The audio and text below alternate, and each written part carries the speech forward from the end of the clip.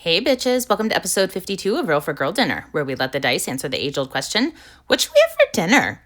Today we'll be using these dice. These are my dice. I call them girl dice. Now let's get started with a roll for protein. 5. Barbecue pork. Always a good start. Next up, let's roll for some cheese.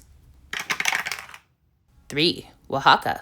Today we'll be using El Mexicano Oaxaca queso, and I can't believe it's taken me this long to add Oaxaca cheese to the list.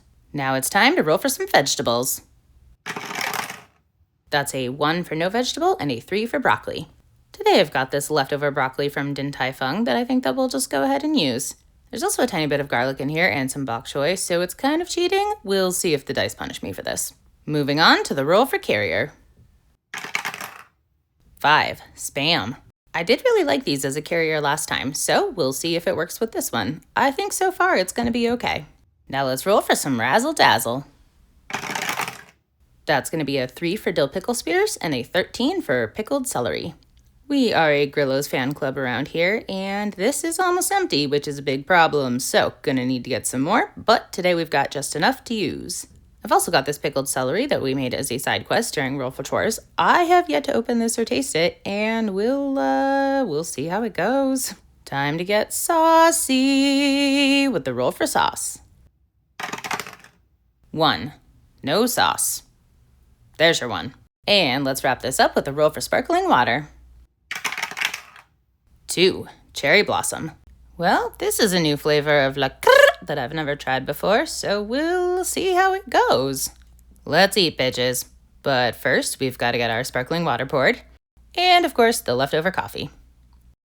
As with last time, I melted the cheese on top of the pieces of Spam and some of the barbecue pork just to see how it would go. I don't really like it on the barbecue pork because I prefer barbecue pork cold, but it's great on the Spam. Unrelated, I hate this outfit. What the fuck was I thinking?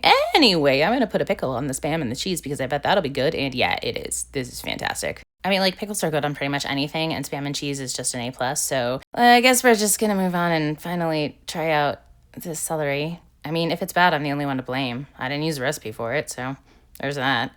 It's more acidic than I expected. I thought it was going to be spicy because I put quite a bit of spice in there, but it's actually not bad. If I'm going to eat celery, then this is kind of the way to do it. Let's see how it goes with the Spam and cheese, though. I can't say that I like it as much as with the pickles. I mean, it's Grillo's pickles. You're just not going to compete, right? But it's fine. It's okay. Now, as for these Din Tai Fung leftovers, I probably should have heated them up. I mean, I did microwave other stuff and really didn't even think about that, but it's good cold, too. And now we come to the cherry blossom la crrr. I've been nervous about this one, but it doesn't taste anything like I thought it would. I don't know what I thought cherry blossom was supposed to taste like, but it tastes like almonds. It tastes like almond tea. And I love almond tea. Is this like a known fact that cherry blossoms taste like almond tea or like almonds or whatever? I didn't know this. This is an absolute surprise to me.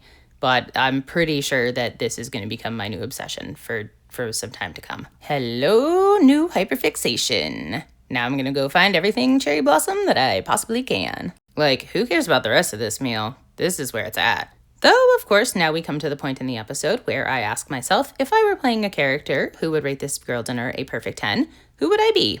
Allow me to introduce Ashir Sigrunson, a dwarf coming of age in a small fishing village where not a lot was going on. She felt suffocated at the very thought that about all she had to choose from in life was whether to be a fisher person, a housewife, or a village peacekeeper.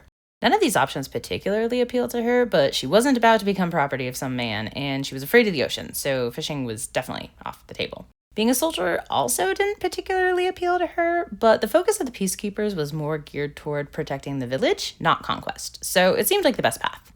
Unfortunately, just a few short years later, a corrupt politician came to power in their community, and his lust for power caught like wildfire amongst the people who lived there. Ashir and her fellow soldiers were sent out to, quote, more proactively protect the village's interests. Many in her platoon enthusiastically went along with this, but a few made plans by night to thwart these attempts at conquest and take down the politician who sent them. They sent warnings to the planned targets, and after trying to convince the rest of their unit to switch sides as well, they joined forces with the peacekeepers of other villages to fight the corruption and stop the conquest in its tracks.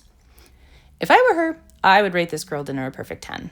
As it is, I, Kendra, give it an 8. This is my meal. I call this girl dinner. Girl dinner!